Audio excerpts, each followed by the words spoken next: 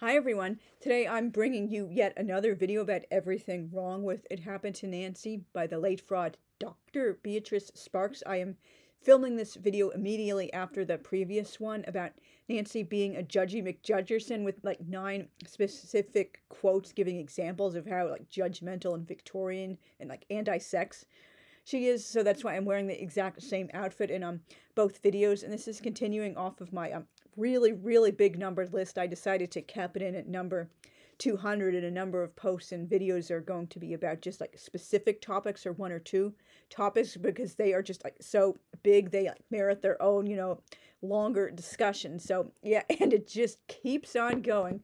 I could easily do a long series like this for each and every one of Dr. Fraud's books, but this one seems the most egregious of her pretended troubled teen diaries, since it has so much misinformation and outdated information about AIDS. And I do have a recent prior video about all the misinformation about AIDS. It's in my playlist called like Beatrice Sparks was a vile fraud, in all caps. I guess the all caps are appropriate because that was one of her like huge linguistic fetishes, frequently breaking out into entire sentences or like paragraphs or maybe even 2 paragraphs in a row in all caps, one of her like trademark giveaways. Number 146. Nancy calls her boombox a ghetto blaster. What? Racist and stereotyping much? I realize the morgue does have a whole like troubled, creepy history with like racism. That's a whole thing for like a separate video. Number 147. This one is really gross. I mean, I'm not as gross as the, oh no, I'm putting period blood all over the toilet and Mommykins has open rashes on her ass and we're sharing a toothbrush. How can I not give her AIDS? That was a really disgusting scenario. But anyway, Aunt Thelma and caretaker Melvin see nothing wrong with making their very own miniature landfill, a ditch for Nancy's dirty diapers and other unspecified stuff when she's staying by them in Idaho at the end of her life. Can't this girl be arsed to throw her Depends and tampons, presumably those are among the other unspecified things, in the rubbish bin like a normal human? What? Number 148. I know, from personal experience, having been a child in the 80s myself, there was a lot of misinformation about AIDS in the early days, since it was such a new disease and like we didn't know, oh, can this happen? Can that happen? Like it hasn't even been with us for like, 5-10 whole years yet. There are just so many things we have yet to discover, or maybe it's just not widely publicized because at the time people thought, oh, only gay guys get it. Why should we bother learning about it or taking care if we're not, men having sex with other men? But did anyone really think they could give it to animals? Like back in my day in upper elementary school when we were getting such good information about like AIDS and pregnancy and like birth control prevention and stuff in upper elementary school, because obviously we weren't having sex like anywhere close to that age, but just to be prepared when it does eventually happen. So we have like all this information well in advance, and we're not being raised to be, oh, we're going to be terrified of AIDS and we're ignorant and just thinking sex is dirty and like not even knowing what condoms are or anything like that. So the school nurse was really good in giving us this like very progressive for the time education back in the early 90s. But I'm pretty sure no one was asking, oh, can I get AIDS for my dog or cat, or could someone give it to like my pet like parakeet or my pet horse or something like that. It was mostly the big fear, like, can you get AIDS from a toilet seat or like touching a doorknob or like a desk or a pencil someone else was just touching, or if you hug someone. I've never really been a huggy person, but I guess other people who are much more touchy feely would have that question like that. It wasn't like, can I give them from animals? And I'm going to read this from the back matter. Seems like yet another convenient foreshadowing of Dr. Fraud writing herself in as the heroic Dr. B coming to the rescue to answer all of the questions Nancy somehow never got a chance to ask an actual doctor. That's just, it's such an obvious setup. Why, if you have a serious disease, I mean, I understand like doctors can be busy, but they refer you to specialists, or maybe you could look up on your own support group if the doctor isn't answering your questions. Why would someone like 2 years, not even AIDS necessarily, let's say like cancer or lymphedema or like any other serious health condition, why is no one answering your questions in all that time? If literally no one is, find a better doctor. Don't just, oh, I have no chance to ask any questions. What's going to happen? Oh, hooray! Dr. B came to the rescue with all the answers, even though she's not even a medical doctor. That was, I'm just blown away by her chutzpah, just writing herself in as this more and more brazen, all-conquering hero. She knows everything, solves all these problems. This is Nancy's, like, Nancy didn't exist. Her questions, she wanted other kids, like, oh, again, with calling teenagers, the kids, to be the questions she wanted them to have answered about AIDS. Number 29, I think I said that. Can animals get AIDS from people? Can people get AIDS from animals? No, you cannot give AIDS to your dog, Red Alert, who is dead by that time, sorry for that spoiler, nor to your cat, Cougar, by sleeping with them and loving them. AIDS cannot be transmitted from insect or animal bites. That whole question and the way she answered it, it seems like talking to a 5-year-old. Oh, can my precious kittykins or can give me AIDS, or can I give AIDS to my precious puppykins? Oh, help me, Dr. B. I don't know anything. I'm afraid. I think I can give them to my pets. Like, she's almost 17 damn years old at this point, and she's thinking like a damn, like, kindergartner. Just so many things about these books, they just, like, make me so angry. Oh, I just hate this woman so much. Number 149. Nancy and Mommykins are so easily entertained. They giggle and squeal, hee hee hee, as the pilot taking them to Idaho flies low to chase a wolf. Oh, why again? Well, these are the same people who thought Mommykins stepping in mouse crap with her bare feet was just the height of hardy har, thigh-slapping hilarity, rolling around on the bed crying with laughter. You can't make this crap up. Number 150. The pilot is a POS for chasing a wolf or any other animal. Animals have feelings too, and they very much feel fear, pain, and panic. I'm thinking of that recent, like, a-hole in Wyoming who, like, ran over a wolf with, like, a snowblower or something and proceeded to, like, torture her, tied tape around her mouth, dragged her around at a bar. Everyone else was, like, beating her and laughing, taking disgusting pictures with her like a trophy until she finally died from her injury. She's just, like, so, like, completely sad and shut down and defeated, with her muzzle taped shut, with these a-holes just like standing around grinning like trophy hunters in Africa. Oh, I hate hunters and people who abuse animals. Like, was Dr. Fraud telling on herself yet again that she thinks animal cruelty is, like, cute and fun and something to be celebrated? Did she like trophy hunters herself? Just everything I find out about her just makes me hate her even more than I already did before and thought possible already. Number 151. This is particularly bizarre. What the hell kind of junior high goes up to 10th grade? What?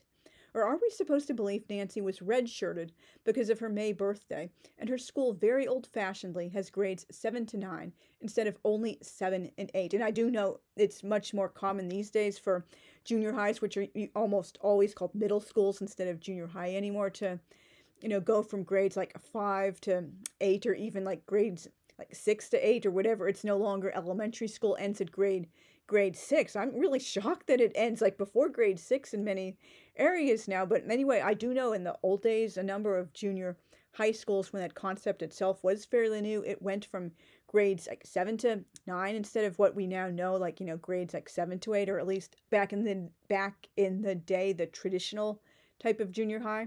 Either way, Dr. Fraud was never one for consistent dating or any kind of sense, like, at all, like, in any way at all.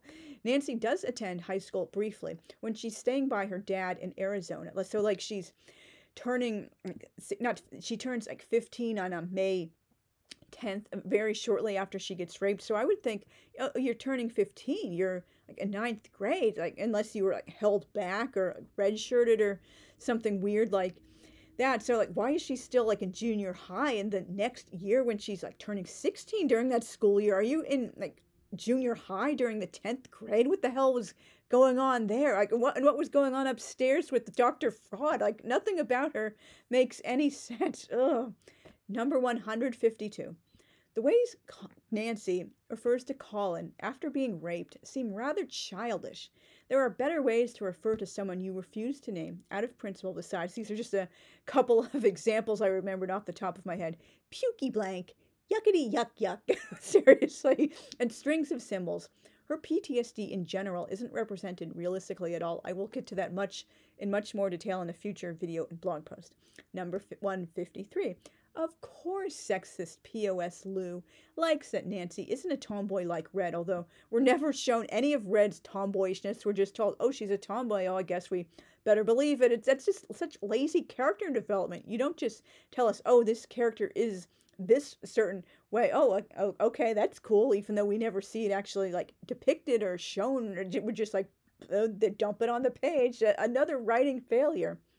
He could only accept a demure little wifeykins who never challenges his authority as the almighty Peter Priesthood or does anything not 100% in line with sexist stereotypes. Number 154. Nancy constantly uses outdated expressions from Dr. Fraud's generation, like cheese Louise, not geez Louise, cheese Louise, because I guess she thought Jesus, like, taking Jesus's name in vain, I guess, in, old-fashioned, like, Mormonism. Oh, chips, which she even says after she's raped. Why would your mind even use that expression after any traumatic event? Like, this woman make no sense. Hairy, scary, and wild, woolly, and wacky. Like, when was the last time you heard any 14-year-old using expressions like that? In the last 50 years or whatever, maybe an older person trying to be creative in like a newspaper article, but it just doesn't trip off your tongue. What an idiot. Number 155. Nancy describes one doctor as looking like a goofy mutant with a sci-fi accent to match. I read that short excerpt in a prior video. I'm interpreting that as a racist comment, though I'm not sure exactly which ethnicity Dr. Fraud is trying to insult with those descriptions. Maybe some kind of Asian. I'm thinking possibly Indian, because I do know, unfortunately, many people like make fun of Indian accents, and they are one of the like better known, I guess, accents from Asia. Like, who would, without, a lot of experience with that group, know off the top of their head, oh, that's what a Laotian accent sounds like, or that's a Cambodian, or a Burmese accent, or a Singaporean accent. I'm not saying I share her views, of course not, but I'm just trying to get inside the head of someone who would think like, oh, what kind of accent would they think if they're a racist? Sounds like sci-fi and goofy mutant. Like, unfortunately, I am coming up with like Asian Indian. I love Indian, like everything, like culture, religion, like history, food, music, like literature, all that mythology, all that fun stuff like that. So I'm not like saying I'm anti-Indian myself, but I'm just pretty sure like if I had to guess, I would say she was trying to imply that Doctor was Indian. Like, I'm totally lost for words. It's just like how she expresses things, and like, oh, that's totally cool. Oh, I'm using the R word offhanded. Oh, that's totally cool. Like, just, oh, and this doctor has a goofy mutant sci-fi accent. I'm totally lost for words at like so many of these things. And so anyway, I thought it might be some kind of Asian, or particularly an Indian, since they were so far outside of her little Morador bubble of experience and perceived normality. Number 156. Why is Nancy constantly getting ketchup, or I should say catsup, to use their goofy, outdated spelling, and mustard all over her top when she eats hot dogs and hamburgers? Like, oh, yet again, I bit down on my hamburger, and oh, surprise, surprise, the catsup and mustard got all on my lovely top with parrots, and Lou said, oh, precious, precious Louiekins. Oh, the ketchup really blends in with the feathers. Oh, you can totally go out to the movies with food stains all over you. People won't look at you like you're a ridger or someone just escaped from, like, Bedlam. Like, what is going on? And then their one friend, oh, she falls in mud, and when they're at the amusement park in their white shorts, and there's a huge brown stain on the seat of her shorts. Oh, I'm just going to go around all day. Oh, I don't care if people think I had a huge accident and couldn't change, or if I'm having my period. Oh, I'm just going to have a huge brown stain on like the most unfortunate part of my body. And like all these other friends are getting catsup and mustard all over themselves constantly. Like, who does that? That's just really like gross and ridgery. She doesn't even wash the stains off, as I was just saying. Nasty, disgusting ridger, and I'm really sorry about that yard work outside. I hate suburbia. Number 157. Why wouldn't Nancy have paid attention when the creepy Dr. S, the one who later says he loves her and wishes he could be more than a doctor to her, gross, said her HIV already progressed to AIDS? I understand dissociating from the reality of a serious illness or injury, but that's not the kind of thing you should be ignoring. And again, asthma doesn't weaken the immune system to such an extent it kills patients within 2 years. That was just like complete bogus. Like, no wonder she was terrified to show the CDC the manuscript. She knew they would not really approve it, like she lied to Avon Books they did. Number 158. Being inexperienced teenagers, Dory and Fred couldn't have been having sex that could be described as better than ice cream. Not that I would know from personal experience, having been a virgin, a complete virgin till age 28, believe it or not, but most teen sex is notoriously awkward, so I've heard, and even many adult women don't get off from standard intercourse. Obviously, that's not really a topic I want to get into too much. I don't want to be censored, but I'm sure pretty much everyone has, like, heard that or experienced it themselves, and you probably know why. Like, most men and even a lot of women themselves are kind of, like, ignorant about like the importance of a certain body part that is unique only to the female sex. Number 159. If you're going to compare sex to ice cream, why go with freaking Baskin Robbins pralines and cream? Like that seems such a boring, like not me flavor at all. Kind of like not everyone would be into that like they would with like chocolate-based ice creams or ones with like, broader appeal. Is that a belated way of trying to establish the Southern setting? I could think of so many more decadent flavors with much wider appeal, like, for example, chocolate peanut butter cup, chocolate chip cookie dough, Rocky Road, moose tracks, raspberry cheesecake, cake batter, and cotton candy. Number 160. It's no surprise Fred dumps Dory and denies paternity. That's a recurring theme in Dr. Fraud's books, doubtless influenced by her parents' divorce. If a boy is sinful enough to engage in premarital sex, of course he'll do other bad things by breaking up with his girlfriend and not wanting to raise the baby. And there's this really like bizarre also point-by-point review of this book on Goodreads. This person like claims things that aren't true in addition to the things that are. For example, every other page has anti-Native American racism. Or did we read the same book? Yeah, there's definitely some very disgusting, unfortunate, really dated and cringy examples of anti-Native American racism, but it's not nearly on every other page. Did we read the same book at all? And this person saying, she vilifies not wanting to be a father. If Dory can decide she doesn't want to raise the kid and give her up for adoption, I'm sorry about that obnoxious noise outside. Then Fred can decide to do the same, give people a chance. Well, guess what? Of course, if the girl gives it up for adoption, you don't really have any more obligations or responsibilities towards her or the baby. But if she's keeping the baby, there's something called child support. You have a legal obligation. If DNA establishes you're the daddy and you're on the birth certificate, you kind of have to take responsibility. It's not vilifying not wanting to be a father. Are you a deadbeat dad from Maury? What was going on with that thing? That just kind of made me think this person either is a man or has a lot of internalized misogyny, as a self-hating woman. 161. Why are so many brand names specified? I don't think I've ever seen that anywhere except maybe in historical fiction as part of world building. Tampax, Kotex, Depends, Purex, Kleenex.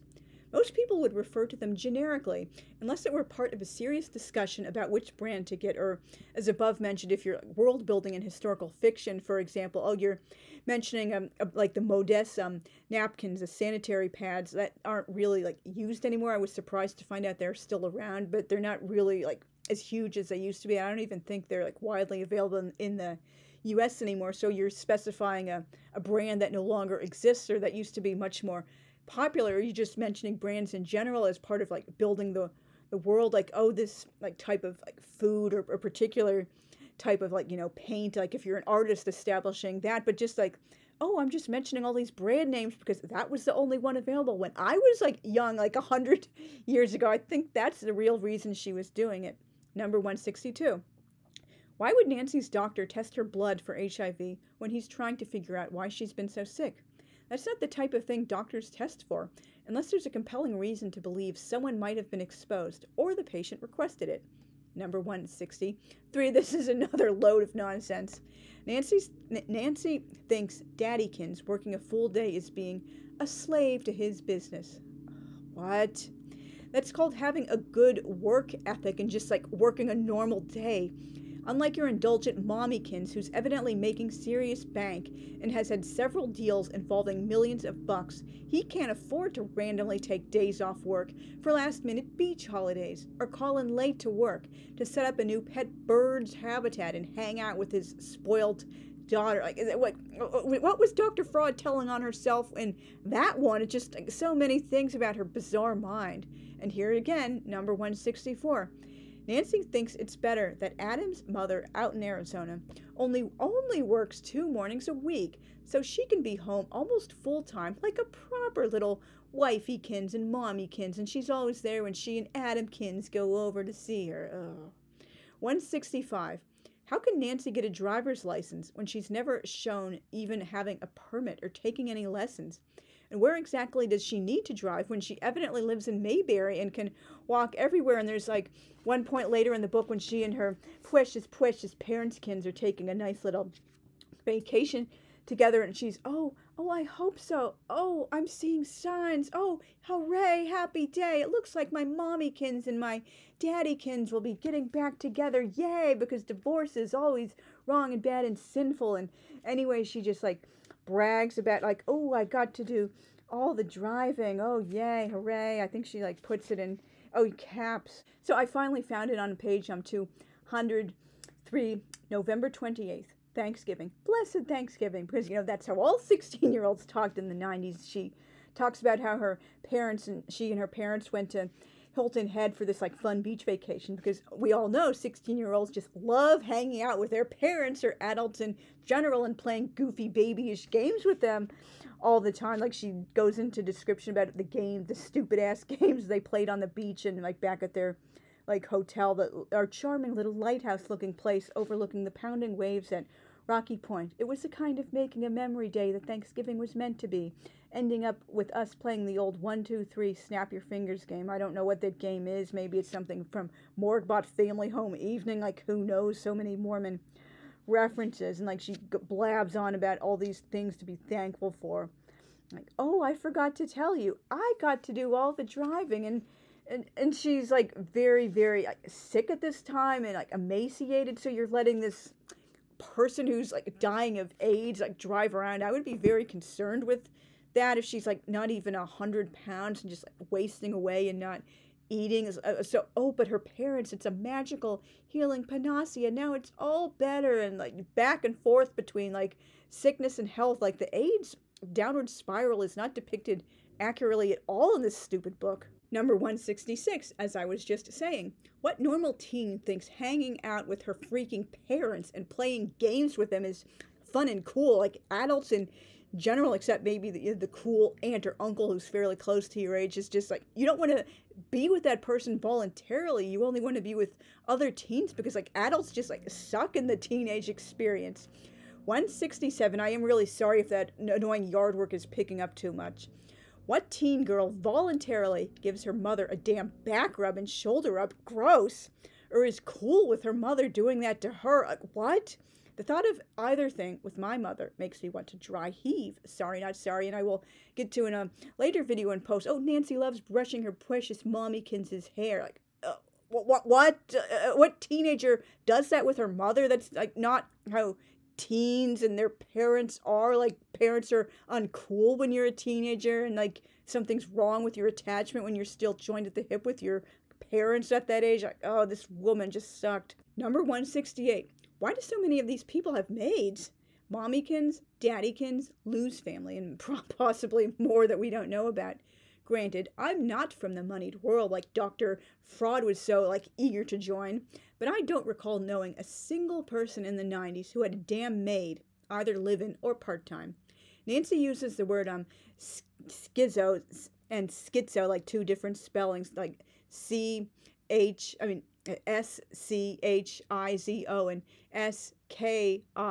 SKITSO, as a pejorative about herself, as I mentioned in a prior video.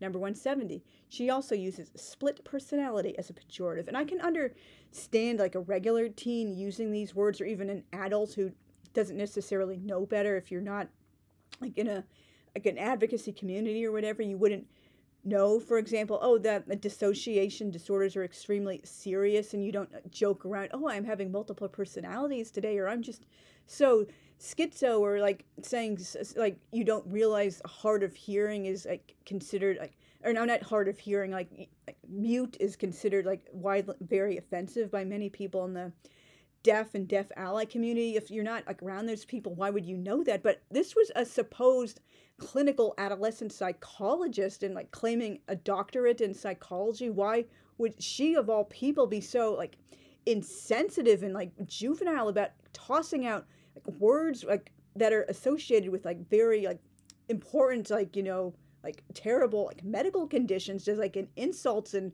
pejoratives and jokes. It's just like, oh, I hate this woman so damn much. Thank you very much for watching. I look forward to a whole bunch more videos on this, including several videos on just specific topics like why Nancy and Colin's relationship makes no sense, the assault itself and its aftermath make no sense, and a compilation of a bunch of like other like general things throughout the book with like illustrated quotes and like advanced show-off vocabulary words and like some more general like what I don't like about this book. And I also have upcoming video about Go Ask Alice and like 25 reasons in general across like books and like personal life and everything why I hate Beatrice Sparks so much. And please consider leaving me a comment about like this book in general, like literary frauds in particular. Have you read any of Dr. Fraud's other books or heard about her controversy over the years? Like, what did you think about it? Just like general things like that. And subscribe please if you haven't already. I will see you guys again very soon. Bye.